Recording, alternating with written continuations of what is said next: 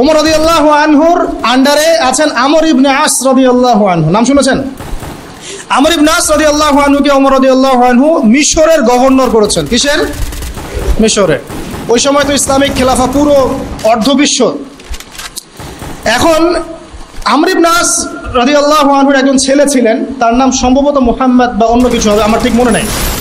তো সে কি করতো, সে তার বাবার পাওয়ারে চলতো। চলে না অনেকে এখন? পাওয়ারে চলে না? আচ্ছা, ভয় পাচ্ছেন নাকি? আচ্ছা, সত্য কথা।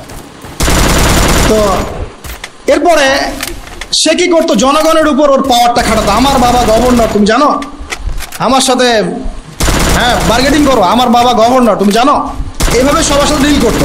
তো একদিন মিশরের এক কিপ্তি বলা হয়, খ্রিস্টান, সে মুসলিম না, তাকে সে খুব মাইর দিছে আর মাঝে মাঝে দেয় না মাইর, এখন তো হল টলেও ঢুকায় মাইর দিচ্ছে আর কি। এক বেচারাকে তো মেরেই ফেলাই দিল, শেষ। মনে আছে?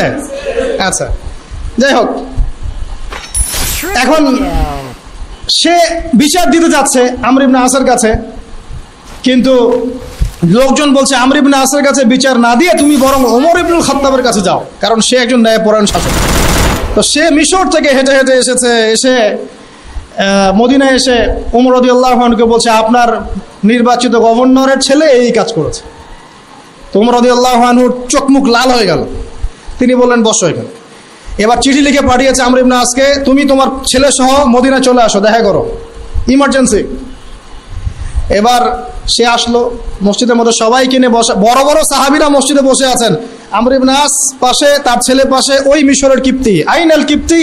এবার কিপ্তি আসছে, এসে বসলো, বলছে বলো কি সমস্যা। তখন কিপ্তি বলছে ইয়া আমিরুল মুমিনিন, এ আমার উপরে আমাকে মেরেছে, ওয়াকাদ দরাবানি, সে আমাকে মেরেছে, বিফাদলি সুলতানি আবি, তার বাবার এই কর্তৃত্বের ফলে।